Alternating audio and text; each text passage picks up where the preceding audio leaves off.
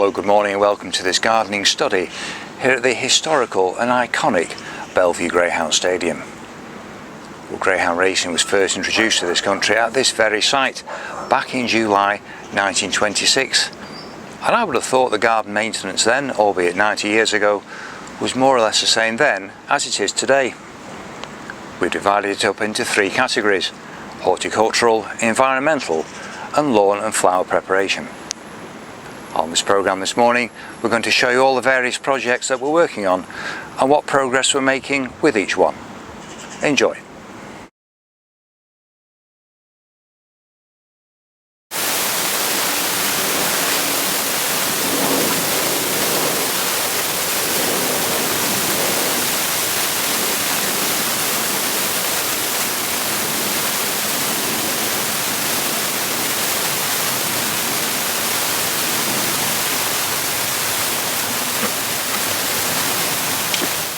Well, let's just have a look at the winner's podium area. We've got two big flower troughs either side of the winner's podium. It's very, very important that we keep this as good as we can. The podium, the trough to the left of the winner's podium is still a little bit in development, so that's becoming established gradually, whereas this area here is far more established. So we're having a close look at this in just a second. So quite often in presentations we might get, say, the dog of the month, or the retired greyhound trust might have some presentations, or more recently we're going to have a big sponsor night with Bats for Bolts coming in here. So it's very important that the sponsors are looked after and this area is as good as we can get. So let's have a close look at all the flower growth we're getting here. There's quite a bit going on. And here we see some of the delightful small busy lizzies, 3 or 4 different colours. These are particularly like here. Those are actually the St George's flag colour. Perfect really. You've got those, you've got cherry, you've got red, club orange. Absolutely fantastic display. As we can see further along the line, we've got these fuchsia plants. You've got cherry and white, and you've got dark red, and again a massive eruption of colour. Absolutely stunning. And as we can see, these flowers attract bees, and that's one of the projects we're currently working on, to get bees and butterflies on some of the displays.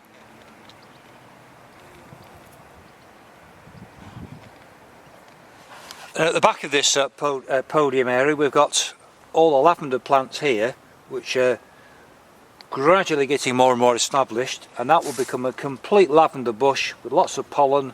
We're getting lots of bees on here. Got a few roses here just thrown in for good measure. You can see at the back some of the white and cherry coloured, purple coloured fuchsia plants. We have a lovely border. So there's nothing better than seeing plants growing, and this project's really going along well.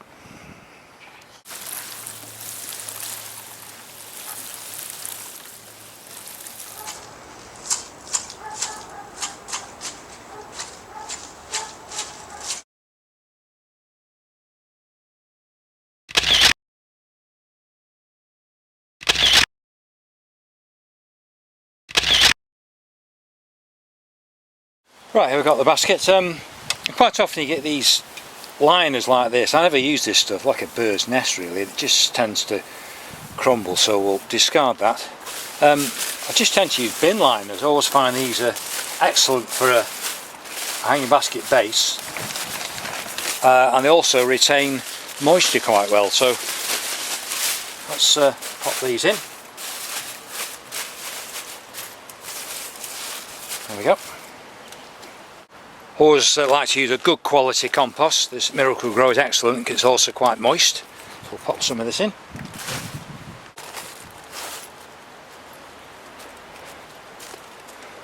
Right, so there we have a good base for the basket. Okay. On the busy lizzies, we've got 3 pots of these.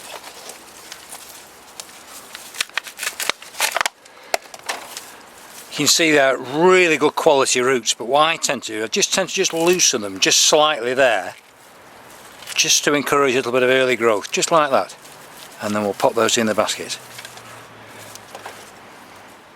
These are really like an instant hanging basket in all truth. I mean, begonias and petunias, you know, they do look great, but they do take a little bit of time to get established, where these sort of look right from the off. That one. If you want a nice compost though, there's good moisture in this, so we get another heat wave. I'm not panicking.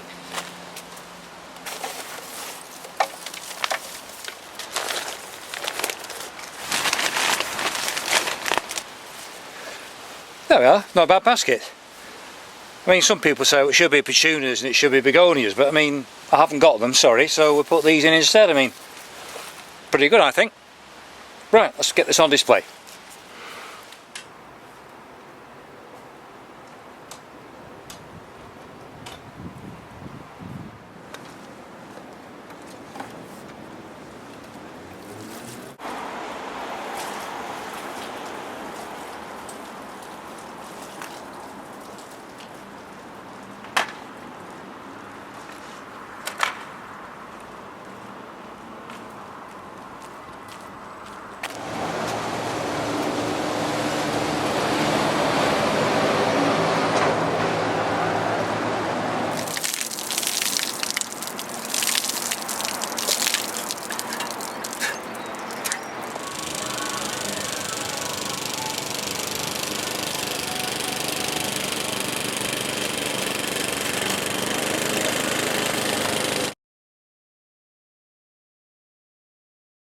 The key thing about these flower troughs, as I pointed out, there's probably over 200 flowers in these things. And we've got 7 troughs all the way along the Paredes path here. So that's 1,400 flowers. Well, let's make it 1,500. More plants, more flowers, more.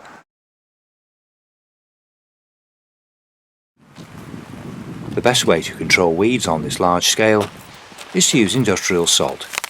And that's what we're doing today.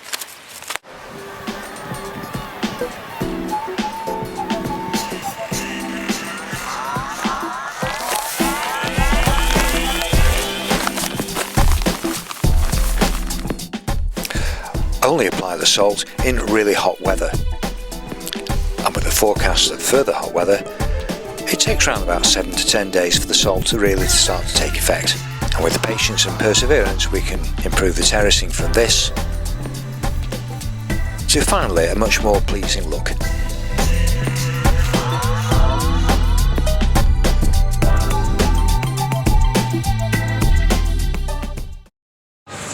Well, let's continue on the weed situation. Well, ragwort is the next sort of weed problem.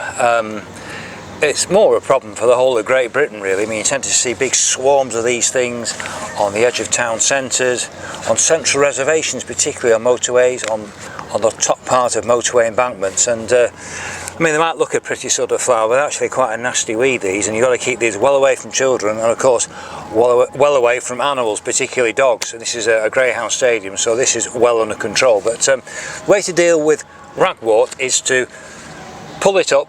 It usually comes up from the roots, so we'll see if that happens in this case. It should do. Let's give these a tug. Yep, there we go. Having done that, don't just sort of chuck it into a skip. I mean, that's completely irresponsible. You've got to put this into a dry, safe area, perhaps a square brick area, or into a metal bin. Put that bin onto a concrete kind of slab area, and when conditions are right, to destroy it. And the way to destroy this is to burn it. That's the only solution. Obviously at the moment we're going through a very severe heat wave in Great Britain. If I was to set fire to anything in this stadium, I could set fire to the whole place. So you've got to be sensible. When the weather conditions are right, store this into a metal bin, and there we go. And we can see here some of the multicoloured pansies. This is still leftover from the first phase of bedding plants for this year, and they're absolutely fantastic. I mean, you know, who invented these flowers? They grow in any type of weather. They even grow quite well in the winter time, so I think they deserve a bit of watering.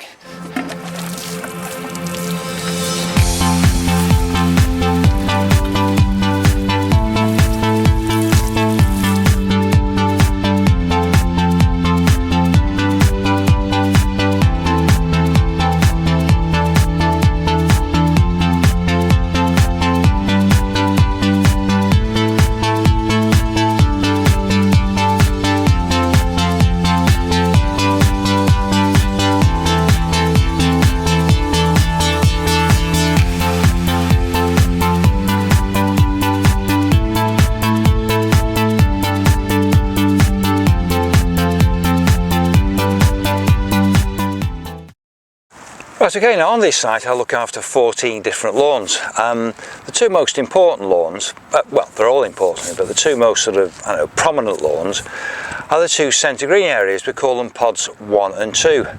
A fair bit of history to both these. I mean, at one time this was a football pitch, then it was all dug up and turned into a quad biking centre. Then that was dug up and we had a large pond put here with flowers and so on. And then more recently all the drains were dug up, and the two pods were created in the main by the stock car promotion. They just did 2 circles of tyres, as you see, and then just filled them with soil.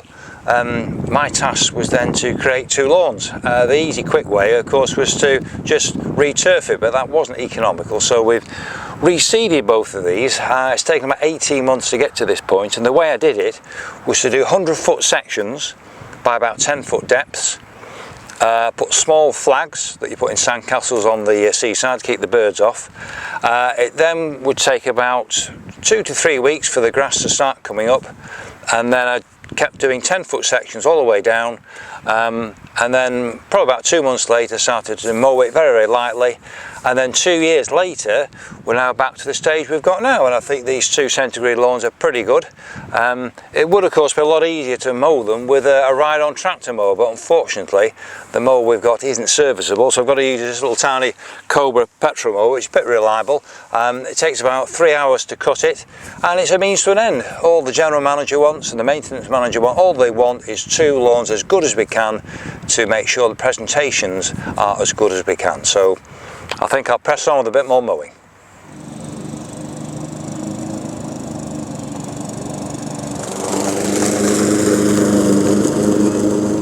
And there we have the completed lawn. 5,000 square foot in your lawn. Pod 2 and pod 1 both look nice lit up at night, and pod 1 looks neat and tidy. Further lawn work was done on the floodlight 7 area, some returfing, the lawn improving and becoming gradually established. The complete lawn with stones. Trackside lawns also needed some improvement. Here we see it in quite a run-down state. This was all weeded, dug up and relaid.